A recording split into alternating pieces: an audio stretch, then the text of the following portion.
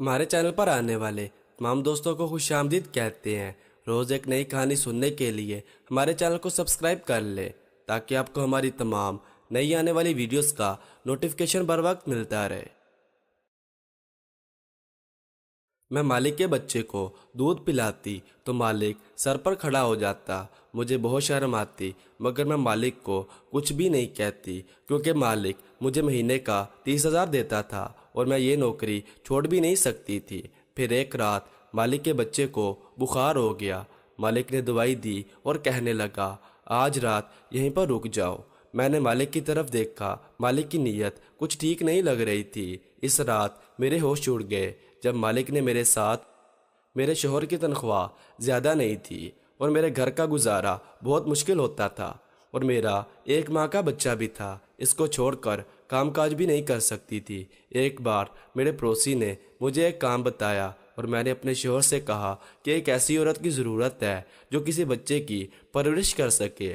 وہ بہت امیر ہیں اور وہ اپنے بیٹے سے بہت محبت کرتی ہے، تو وہ ہمیں بہت اچھی قیمت بھی دیں گے اور ہماری تنخواہ بھی زیادہ کر دیں گے۔ اسی طرح میرے بچے کو خوراک بھی اچھی ہو جائے گی۔ پھر میرے شوہر نے حامی بھر لی۔ اگلے دن پڑوسن مجھے مالک کے گھر لے گئی۔ مالک کا گھر بہت بڑا اور خوبصورت تھا اور مالکن ٹانگ پر ٹانگ رکھ کر صوفے پر بیٹھی ہوئی تھی اور بچہ رو رہا تھا۔ نوکرانی پاؤڈر والا دودھ بنا رہی تھی، وہ بچہ دودھ نہیں پی رہا تھا۔ مالکن نے مجھے سر سے لے کر پاؤں تک دیکھا اور بولی پتہ نہیں مالک کے دماغ میں کون سا بھوت سوار ہے، آج کل ڈبے کا دودھ پلاتے ہیں اور بچے پھول جاتے ہیں، لیکن نہیں، اس نے اپنے باپ کی بات پوری کرنی ہوتی ہے۔ تمہارے مالک ابھی کمرے میں ہیں، وہ باہر آئیں تو بات کر لو۔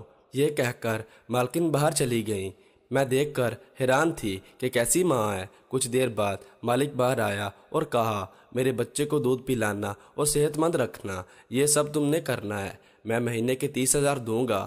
میں نے کہا ٹھیک ہے مالک۔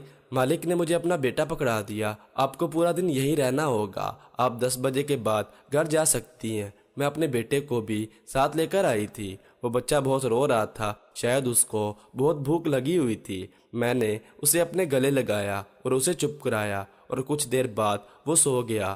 تھوڑی دیر کے بعد نوکرانی نے مجھے دودھ کا گلاس دیا اور کہنے لگی مالک کہہ رہا ہے یہ دودھ تم پی لو اور کچھ دیر تک تمہارے لیے پھل لے آؤں گی، وہ بھی تمہیں کھانے پر دیں گے۔ مالک کا حکم ہے کہ آپ اچھا کھائیں گی تو بچے کی اچھی صحت بنے گی۔ 4-5 دن میں میری صحت اچھی بن گئی، جس کا میں نے کبھی سوچا نہیں تھا۔ اور پھر مالک میرے کمرے میں کسی نہ کسی بہانے آ جاتے، وہ بغیر کمرے میں لاک کیے آ جاتے۔ مجھے یہ عادت اپنے مالک کی بہت بری لگتی تھی۔ میں نے اپنے مالک سے کہا کہ آپ بار بار میرے کمرے میں کیوں آ جاتے ہیں؟ مالک نے کہا کہ میں اس لیے آتا ہوں، جو کھانا بیچتا ہوں وہ آپ خود کھاتی بھی ہیں یا نہیں، تاکہ میرے بچے کی اچھی صحت بن سکے، اور یہ شک ہی رہتا ہے کہ آپ میرے بیٹے کی بجائے اپنے بچے سے زیادہ پیار کرتی ہیں۔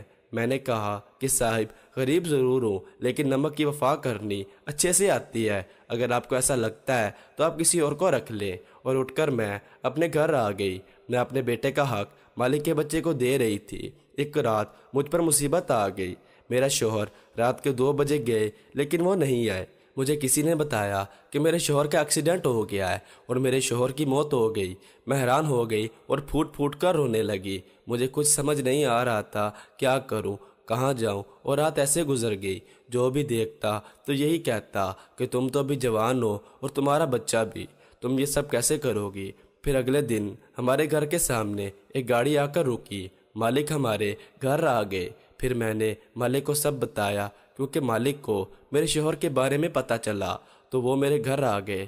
مالک نے بولا کہ کل سے میرا بچہ بھی بہت رو رہا ہے، اسے تمہاری گود کی ضرورت ہے، مجھے اپنی غلطی پر بہت افسوس ہے، تم واپس آ جاؤ اور اپنے بچے کو بھی ساتھ لے کر۔ پریشان ہو گیا تھا کیونکہ جس بچے کی ماں سگی نہیں تو بھلا کسی اور ماں پر کیسے یقین کر لوں؟ میری حالت بہت خراب تھی۔ پھر میں نے مالک کے بچے کو اٹھایا اور اس کو دودھ پلایا اور میرے ساتھ کھیلتا رہا۔ بچے کو میری عادت ہو گئی تھی۔ مالک بہت خوش ہوا۔ تم یہاں رہ سکتی ہو، ویسے بھی تمہارا کوئی نہیں ہے، تم مجھ سے شادی کر لو، تم میرے بیٹے کو اپنے بچے کی طرح خیال رکھتی ہو اور میرے بچے کو بھی تمہاری عادت ہو گئی ہے، میں آپ کے ساتھ شادی کیسے کر لوں؟ میرے شوہر کی روح کو بھی ابھی تک سکون نہیں ملا ہوگا۔ یہ کہہ کر کمرے میں چلی گئی۔ مالک کا رویہ میرے بچے کے ساتھ اچھا تھا۔ میں نے بہت سوچا اور اپنے بچے کے فیوچر کا سوچا۔ پھر میں نے مالک سے شادی کر لی اور خود کو خوش نصیب سمجھا کہ یہی میری قسمت میں لکھا تھا۔ میں نے اپنے رب کا شکر ادا کیا اور زندگی بسانے لگی۔ تو دوستو، اگر آپ کو یہ کہانی پسند آئی ہو تو ویڈیو کا لائک کر دیں اور روزانہ ایک نئی کہانی سننے کے لیے ہمارے چینل کو سبسکرائب کر دیں۔ شکریہ۔